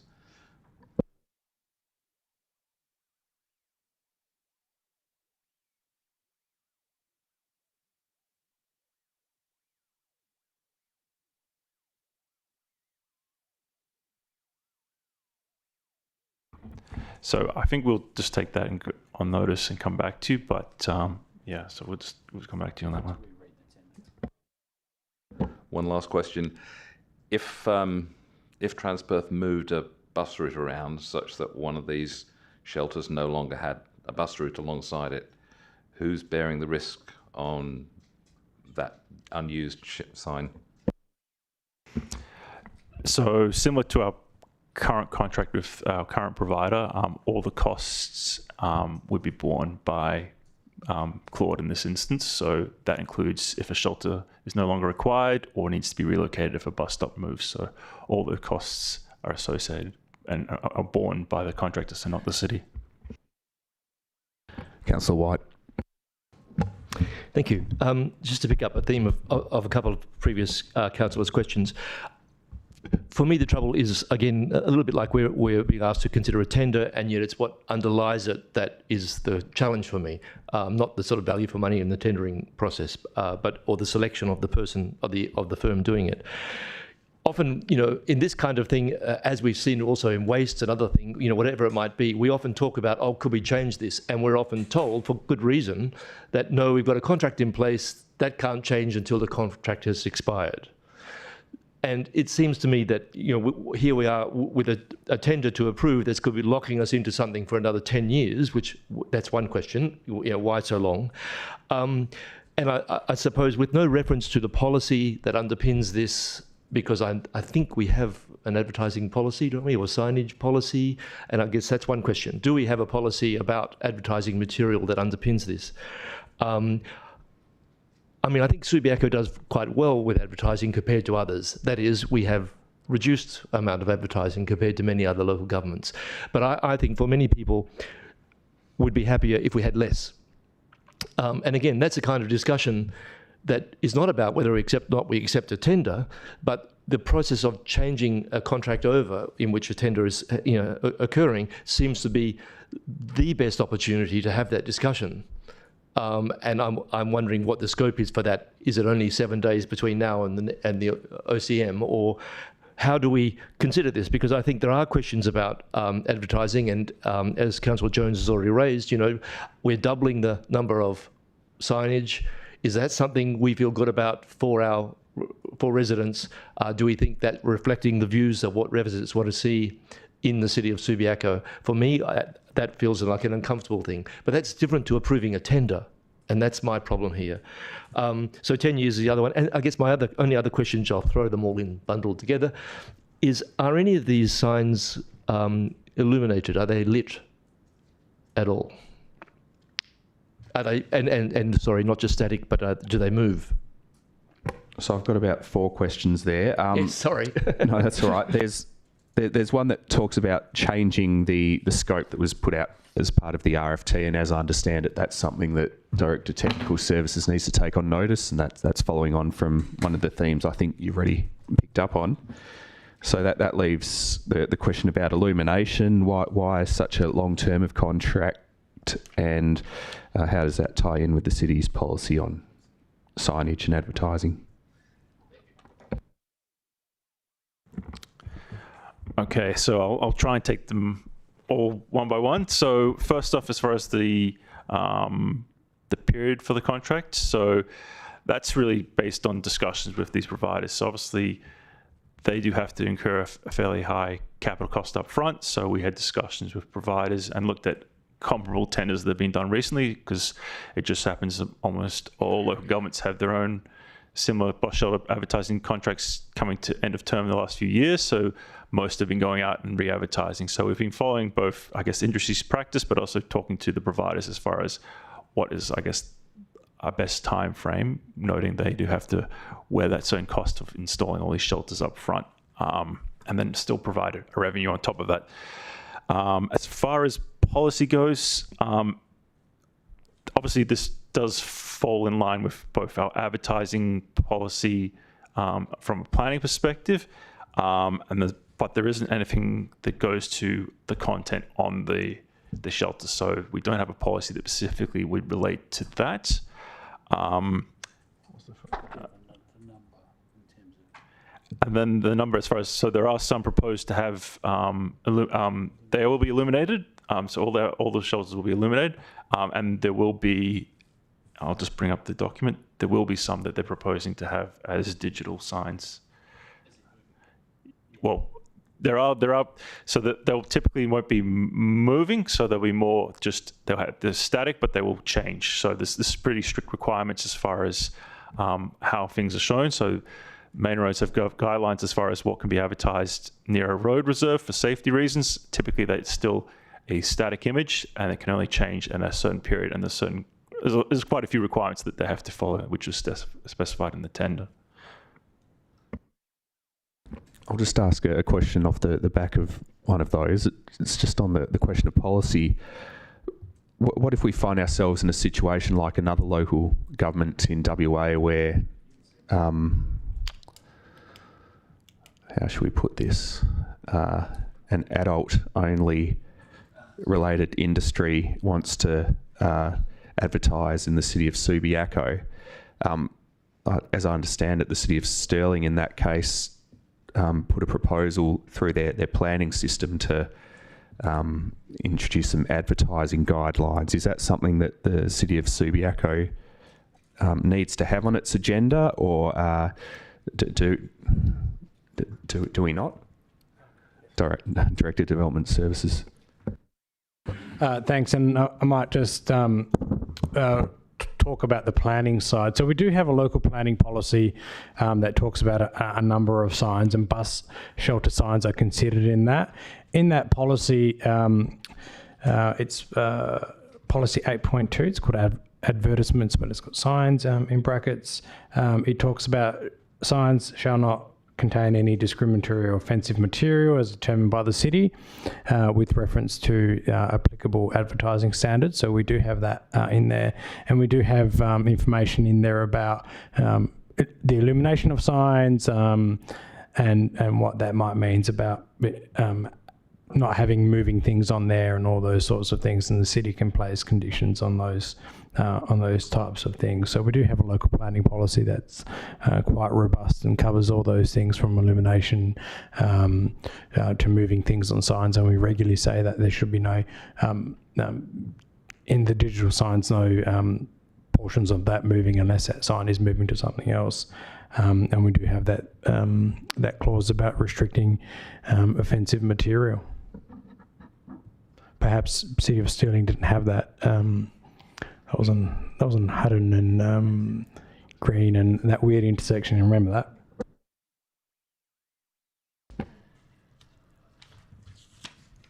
Any other questions? Councillor O'Connor. Thank you, and through you, Mayor McMullen. The cost of these new bus shelters will be borne by the company. As yet, it won't be known what additional cost there might be to redesign the bus shelter to meet our requirements. Would there be scope within the contract for them to then come to us and ask to vary the agreed portion of advertising revenue to offset additional costs of a redesigned bus shelter? Director, Technical Services. Thank you, and for you, presiding member. So obviously, if we're the CEO and his staff were unable to negotiate the contract, it is conceivable that if we were to ask for changes, as we propose to the shelters, that could have an impact on the revenue as part of the negotiation. Any other questions? I might just double back on a theme we thought we'd moved on from.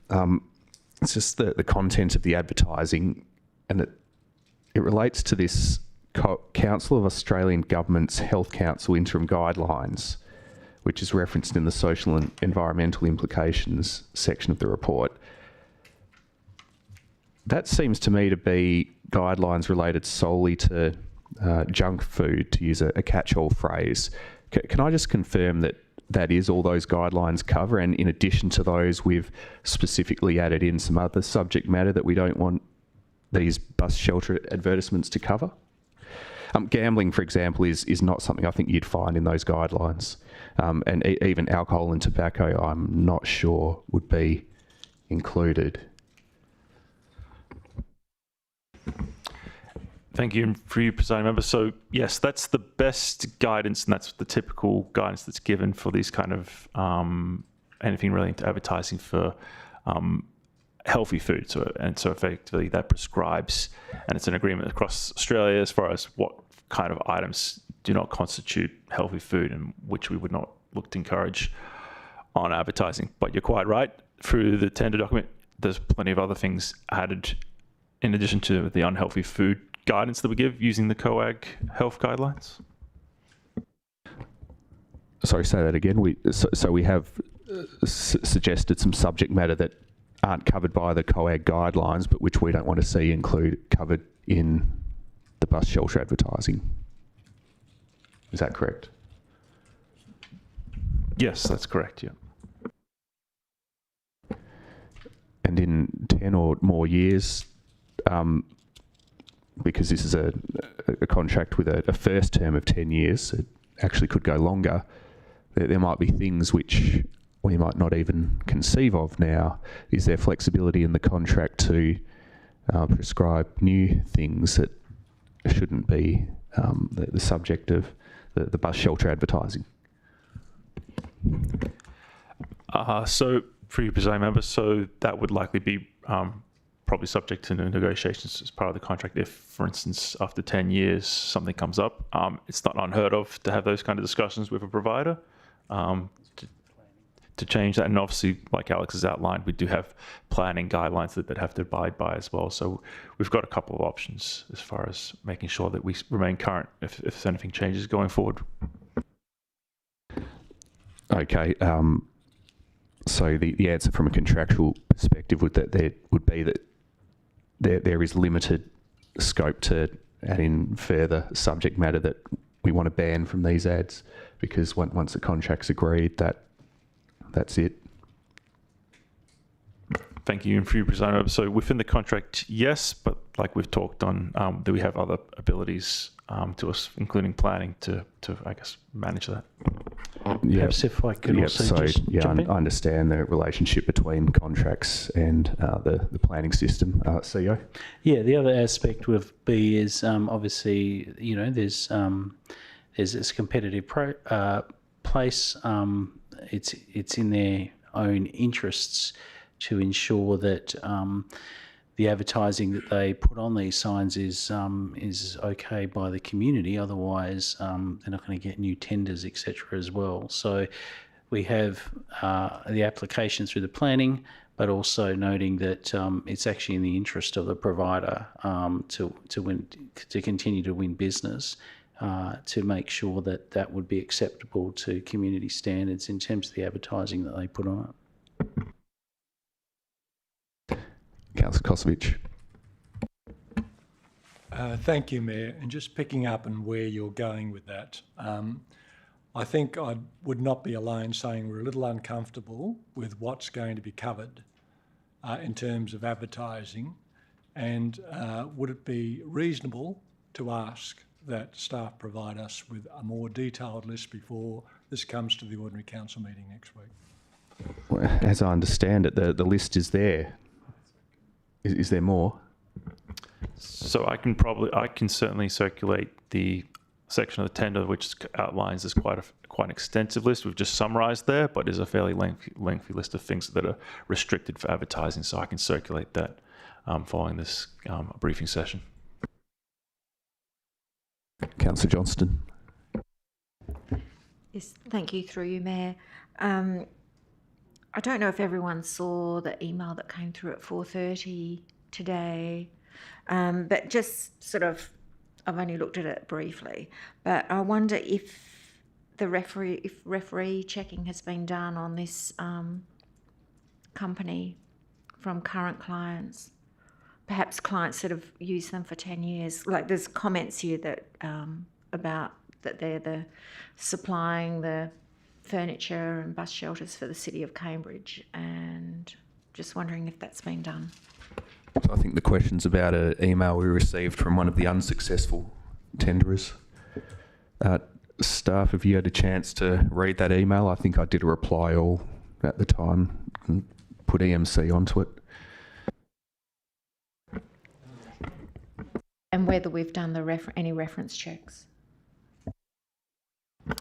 Thank you for you, Presiding Member. So I've had a brief look at that email that's come through. I guess the dominant comment I would have is that the contract that's before you is quite different to the situation in Cambridge, where the assets were retained.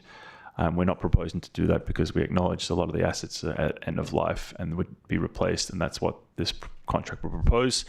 So all I can say is it's a very different situation to what's happened in Cambridge. And yes, as part of our usual procurement assessment, we have done reference checks on contracts, noting they've got quite considerable contracts, not just in WA, but across Australia. Councillor White. Sorry, just a quick request. Would it be possible to be sent a map of where these locations are, and specifically indicating where the new locations will be?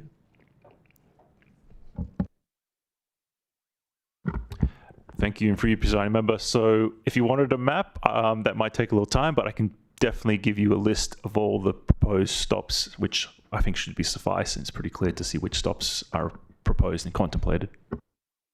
Through you, Mayor, if I may, I guess I'm particularly interested in where the new ones would be, because, as I say, what concerns me a bit is this doubling of signage for advertising purposes across the city. Through you, Presiding Member. So yes, what I can circulate is just the proposed locations, both existing advertising and also new in addition to that. So you've got an idea as far as what's replacing like for like and what would be in addition to that. Councillor Powell. Yes, look, a very late entrant because most of the questions I had have already been asked. So, but look, there is concern, I think, about what the content may be on the of the advertising. Is there any way that we can set up a system where we can review it, say, in 3 years or 5 years, or set a period of time, so then you can go back and review the advertising that that's been promoted in the city? Director of Technical Services. Thank you. And for you, Presiding Member, so like I mentioned to a similar sort of question, obviously it's not in the general terms of our contract and it hasn't been stipulated in the tender. So that would really be open for negotiation with them, whether there's some mechanism in place for that. So if it was a time-based review, that would really be open for discussion because it hasn't been stipulated directly in the tender documents. So what I'm asking is it possible within that tender document to provide a review period? I mean, could there be an amendment to the officer recommendation at the moment that would achieve that aim? I think at least 3 councillors now have asked whether it's possible to change what went out to tender. Is there anything different about this question, Director, or do you need to take it all on notice? So you're quite right. A lot of this discussions pertain to as far as what's in the tender and then possible changes to after it's been advertised. And obviously noting the tender period has closed. So we'll come back to you for, I guess, a broader response that contemplates that so you have a better idea. Councillor De Vries.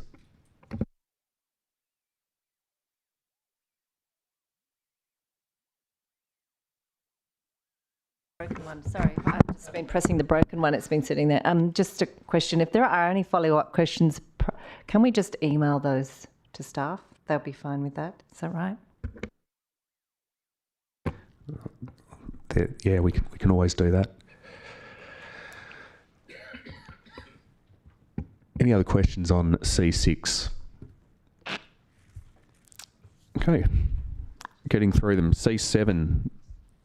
The tender for stormwater drainage, eduction and jetting services. Any questions on C7?